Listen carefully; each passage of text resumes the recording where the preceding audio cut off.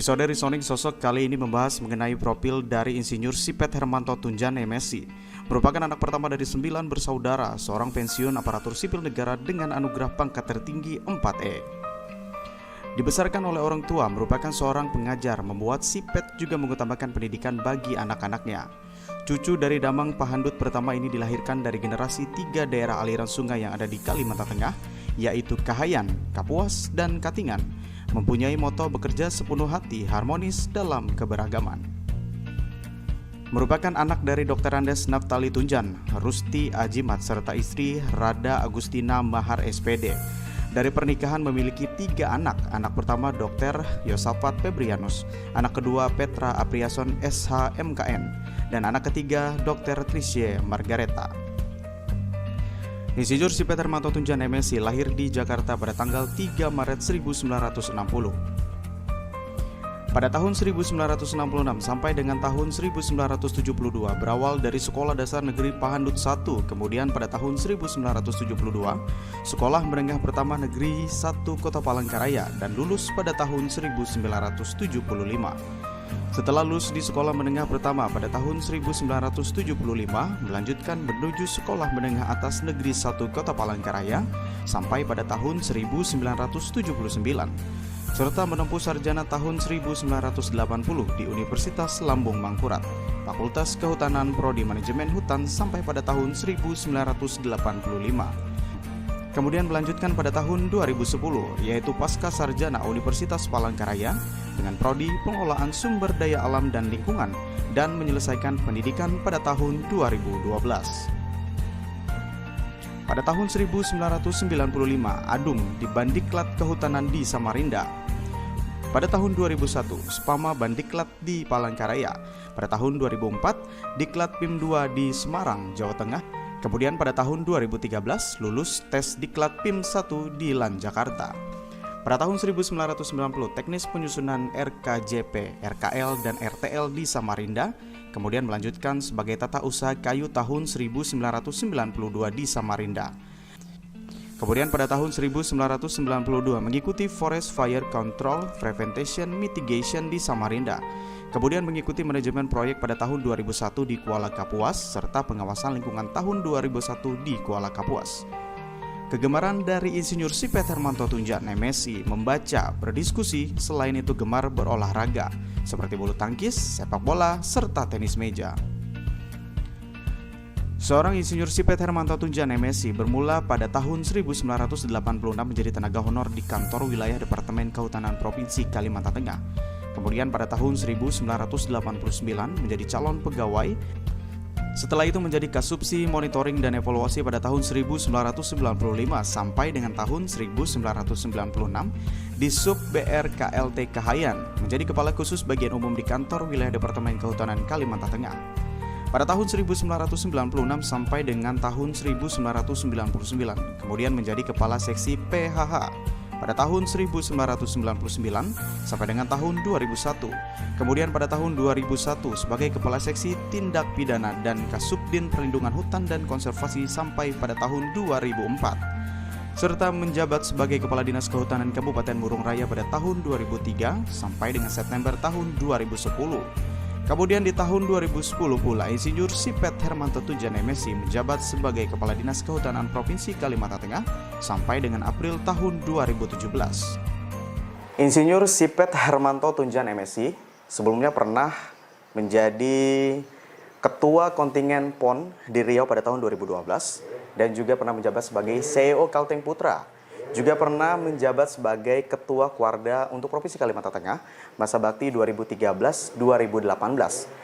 Dan untuk jabatan terakhir beliau pada saat itu pernah menjadi Kepala Dinas Kehutanan Provinsi Kalimantan Tengah untuk tahun 2010 sampai dengan tahun 2017. Dan sekarang beliau menjadi seorang Deputi Presiden MADN untuk periode 2015 sampai dengan 2020. Dan masih banyak seabrak lagi prestasi beliau yang akan kita bahas kali ini. Dan selamat pagi dan selamat datang Pak Sipet. Bagaimana kabarnya Bapak? Baik. Luar biasa cerah sekali hari ini Pak ya. Ya. Menggunakan pakaian khas tradisional dari Provinsi Kalimantan Tengah. Pak Sipet, sehat Pak? Sehat. Sehat. Kesibukan sekarang Pak Sipet?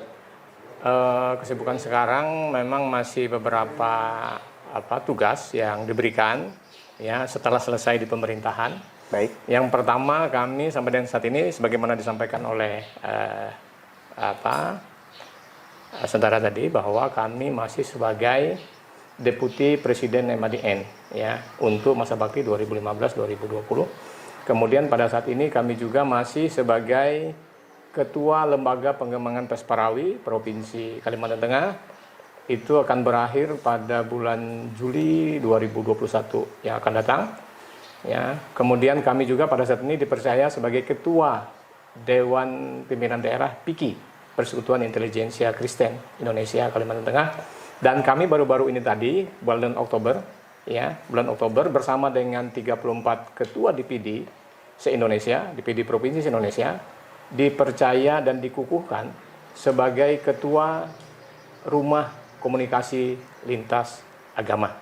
Baik. Itu beberapa kesibukan yang pasca untuk dalam pemerintahan, tapi intinya Bapak masih tidak rehat Pak ya, tapi terus berjalan ya. Iya, betul. Sampai dengan saat ini. Betul. Pak Sipet, sebelum kita berbicara panjang lebar dan juga mungkin nanti lebih jauh lagi menilik kegiatan dan kesibukan Bapak pada saat ini, kita mau flashback dulu nih Pak. Kita mau ke long time ago, dahulu kala mungkin masyarakat Bumi Tambun Bungil dan Provinsi Kalimantan Tengah ingin lebih mengenal sosok Pak Sipet Hermanto. Dulu Pak Sipet lahir dan dibesarkan di mana Pak? Iya. Baik, kami ingin menyampaikan siapa sebetulnya Sipet Hermanto. Kami putra asli Dayak, dan kebetulan kami lahirnya di Jakarta, ya, lahir di Jakarta, tapi kami dibesarkan mulai daripada SD sampai dengan SMA di Palangkaraya, dan tepatnya kampung kami adalah di Desa Pahandut, ya, di mana di situ adalah Cikal Bakal, Kota Palangkaraya. Dan kami menyelesaikan SMA kami di SMA 1 Palangkaraya, kemudian melanjutkan pendidikan S1 ke Universitas Lambung Mangkurat, Fakultas Kehutanan. Ya, dan kami selesai tahun 85. Kemudian mulai bekerja tahun 86 di Kanwil Kehutanan Provinsi Kalimantan Tengah, sampai dengan kami bisa mengakhiri tugas kami sebagai abdi negara dan pelayan masyarakat itu 2018 yang lalu dengan jabatan terakhir Kepala Dinas Kehutanan. Dan bersyukur tidak pernah kita bermimpi sebagai anak desa dari Desa Pahandut, orang tua hanya seorang guru ya, dan ibu adalah ibu rumah tangga asli. Kami bisa meniti karir sampai dengan pangkat maksimal aparatur sipil negara. Kami pensiun dengan pangkat 4E ya, penghargaan kami sebagai aparatur sipil negara. Itu. Putra daerah memang benar-benar berpendidikan dan juga dibesarkan di Kota Palangkaraya Pak ya. Iya. Dimulai dari kegiatan Bapak dulu dilaksanakan di Desa Pahandut. Pak Sipet, untuk kita masih berbicara mengenai sekolah terlebih dahulu. Bapak berbicara tadi anak desa yang mungkin tidak pernah mempunyai pemikiran luas sebelumnya bahwa akan seperti ini. Dan untuk sekolah sendiri Pak, ketika Bapak menjalani sekolah dulu SD, SMP, dan SMA, kegiatan apa yang sering diikuti dan yang masih Bapak ingat sampai dengan sekarang? Ya, yang pasti bahwa terkait dengan saya sekolah ya pada tingkat SD, saya masih banyak ingat teman-teman SD kami, bahkan SMP, SMA, dan sampai saat ini grup kami itu masih bisa kami berkomunikasi. Di antaranya Rektor Unpad, itu adalah teman kami masa SD. Kemudian Pak Petrus Senas, Luhing Simon, itu semua teman-teman kami pada saat di SD. Satu angkatan Pak ya? Satu angkatan, ya. Dan ternyata cukup berhasil. Kemudian di tingkat mahasiswa pun ada banyak teman-teman saya yang satu asrama di Banjarbaru, dan bisa kami sebutkan seperti Pak Kristanto, adik kami Nyarutono yang sempat juga dipercaya sebagai PG Sekda di Murung Raya. Tapi satu hal yang sangat kami ingat ya dalam perjalanan karir kami dan perjalanan pendidikan kami adalah kami bersyukur memiliki seorang bapak, seorang ayah yang latar belakangnya adalah seorang guru. Ya, kemudian kami juga bersyukur memiliki seorang kakek yang juga latar belakangnya adalah demang kepala adat di Desa Pahandut. Jadi baik kakek kami maupun ayah kami itu kami menganggap visioner. Ya, visioner karena apa? Karena mereka mewanti-wanti kami adalah agar kejar pendidikan setinggi-tingginya, minimal S1.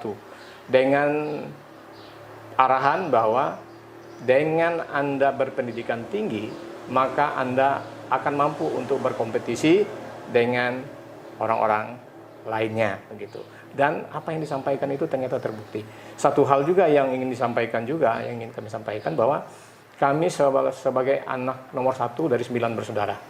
Ya, anak nomor 1 dari 9 bersaudara, dan apa pesan moral yang disampaikan oleh ayah kami adalah, si Pet, Anda sebagai anak tertua harus memberikan contoh dan teladan kepada adik-adikmu terkait dengan penyelesaian pendidikan tinggi.